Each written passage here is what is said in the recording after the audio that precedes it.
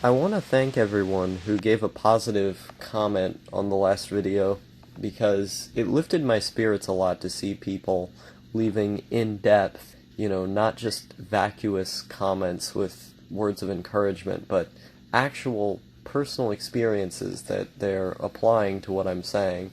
I got a personal message from someone on Discord, and he told me, I'm the same age. I know exactly how you feel with people complimenting you and then it not feeling genuine, it just not feeling real.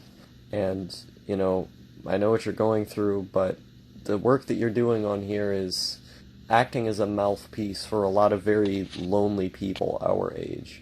And when he told me that the words that I was saying were what everyone else was thinking from the place that we come from, but not really verbalizing, not really knowing how to verbalize, it brought me a lot of comfort to hear that.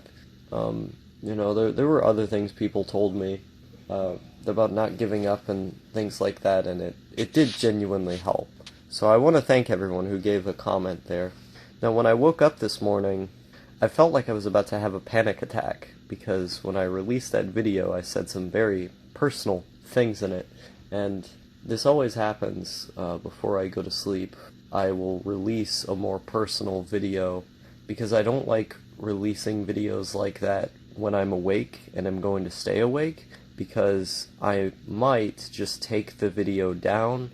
I don't usually do that, but I'll feel like I should, and, I'll sit there and I'm like, oh God, why did I say that? And I'll sit there and I'll just stare at the computer waiting for comments to come, and, I'll start responding to them. And that anxiety-induced state isn't something that I particularly like, so I always release videos like this. Before I go to sleep, I take my anxiety medicine and then I just go to sleep. But when I wake up, I feel like I'm about to have a panic attack, because by saying these personal, embarrassing things, I'm actively putting myself in the way of scrutiny. People can take even the smallest things that I've said and take them out of context or twist them in some way, and I'm opening up.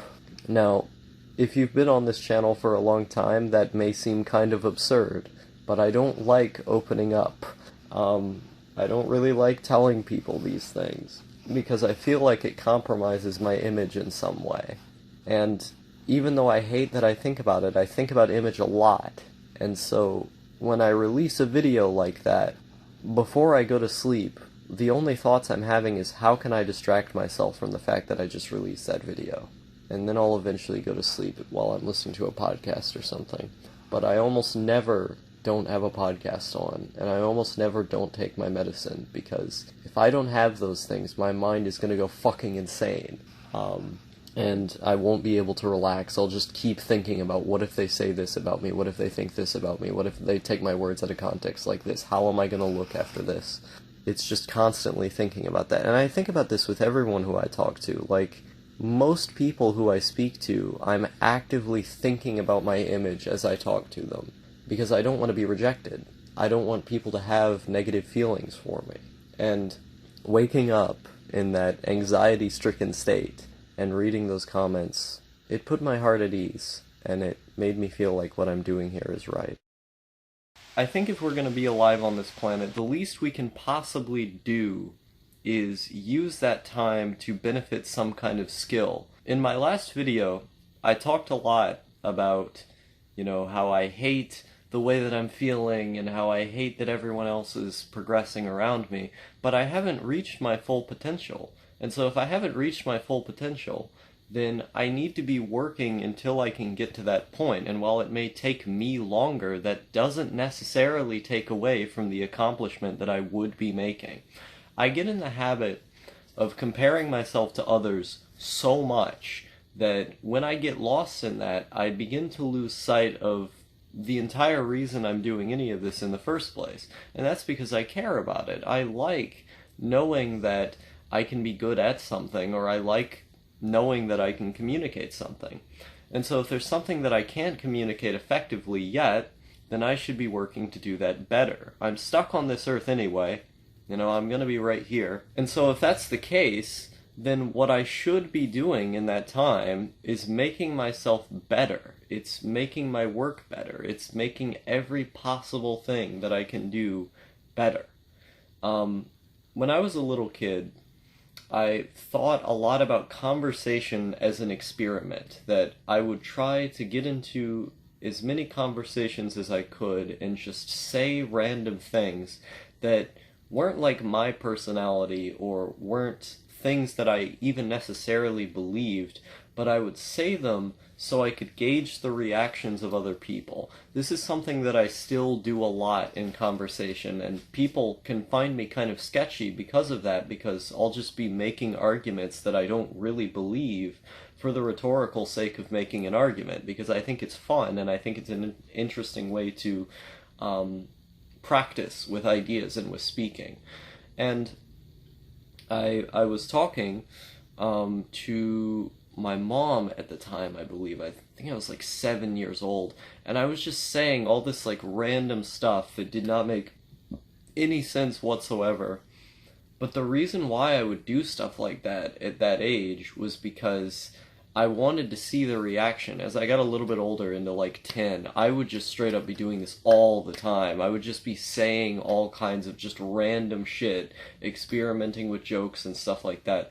And usually it annoyed people to a significant degree, but I kept doing it anyway because I wanted to see what would stick. And online, I kind of do the same thing. When I get into conversations with people, it isn't necessarily about saying your piece or bringing about a point that's substantial. It's about learning how to talk so much to the point where you sound like you're saying something substantial without really saying anything. I find that interesting just because that's the art of speaking. It's being able to get someone to understand your point without even necessarily making your entire point. Because if you make the entire point, then the holes in your argument are going to show. They're going to be able to point to even the smallest thing that you got wrong, and then your entire argument's going to fall flat. That's why you use the charisma to make up the other 70 or so % of the points that you're making. And so I like experimenting with that. I like experimenting with comedy. I'll just go in voice chats and I'll make stupid jokes until eventually I feel like something is sticking. And I'll just do it over and over and over again. And eventually, after you do that, after the gradual process of doing something, you eventually get better at doing that thing. It's just an inevitable result of work. And while it may be less of a result compared to other people, those people had inherent advantages from the beginning. They were more interested in it than you, they were more driven than you, and they probably had better life circumstances that led them to where they are. And while I may not have those things, the one thing that I know I do have is the ability to fight and continue forward. That's one thing that, no matter how much comparison I do to other people, I can't get rid of it. I can't get rid of my need to fight and to eventually die out of old age in the most happy way that I can.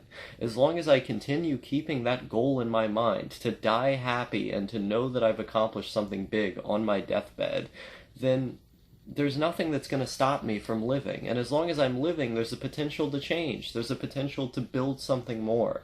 And while it may take me 5 years, while it takes the other guy 3, what matters ultimately are the results of what it is that I'm doing. And so, conversation, existence, all of this, on some level, is just an experiment. It's just you throwing as many things at the wall until eventually something sticks.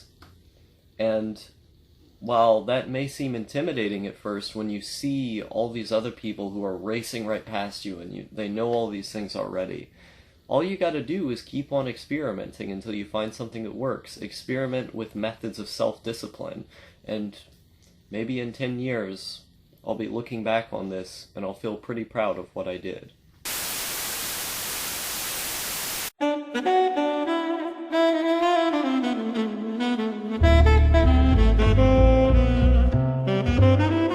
This shit is fucking insane right now. So I'm watching Genshiken no Dame, which is otherwise known as Genshiken the Second Generation. There were 2 seasons of the original Genshiken series and then some OVAs. I've seen all of those, they're great. but this was a series that was made after, in order to represent newer otaku audiences. The women that were getting into anime are a large component of this show, because after Madarame left the club room, and most of the old guys aren't even part of it anymore, it's the women who've taken over, as it represents the women getting into otakudom at the time that this show was made, much like how the first season was a portrait of early 2000s anime fandom. But what I'm freaking out over here about is that this character is a transgender character, or a trap, we don't really know, but, like, this character, they've been, throughout the series in small ways, like, they showed up in the beginning to say, oh, you know, I'm a boy who dresses like a girl and all this other stuff, and at the beginning of the show, it was kind of an awkward moment, because the girls were like, yeah, you don't have to take all this time to change to get in here, you know, you can change when you get here, you don't have to spend all this needless effort just to make yourself look like a girl just to join the club.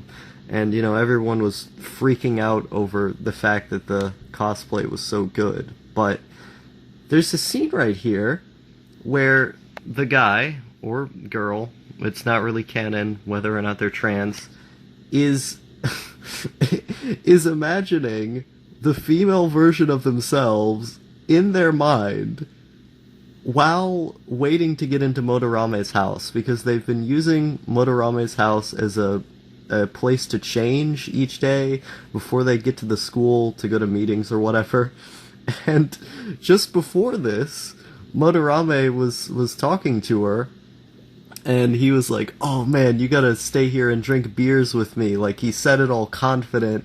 You know, just a few minutes before, he was getting this speech from this girl telling him about how he needs to get a life and how he needs to not give up on love so much. And so he's there flirting with this trap, and then the trap leaves, and he's like freaking out over the fact that he just did this. And now that this guy's right here in front of the door, he's imagining his trap self in the air, giving him guidance before he makes such sensual remarks. Senpai gave me permission to use their air conditioner. Oh no. He's cleaning up the room for him. Jesus Christ. This is... She shakes her ass while she tells him that he needs to help Senpai. Like, how on the nose does this have to be? That this is a portrait of modern anime fandom. It's flirting with traps, and men imagining themselves as women as they clean up their senpai otaku's room. This is a wild world that we live in, and even though on a technical level this show isn't probably as good as the original generation of Kenshiken, the fact that it's making nods to stuff like this, or rather outright showing stuff like this, is it makes me kind of happy as a modern anime fan. It's the old style with modern content. It's good stuff. He treats me like I'm normal, whether I'm a girl or a guy. This show is literally commentating on trans issues. When was this show made? Like 2011, 2010? Jesus Christ. It's ahead of its time, even in being modern. This is like way before Huramusko came out. This is not okay.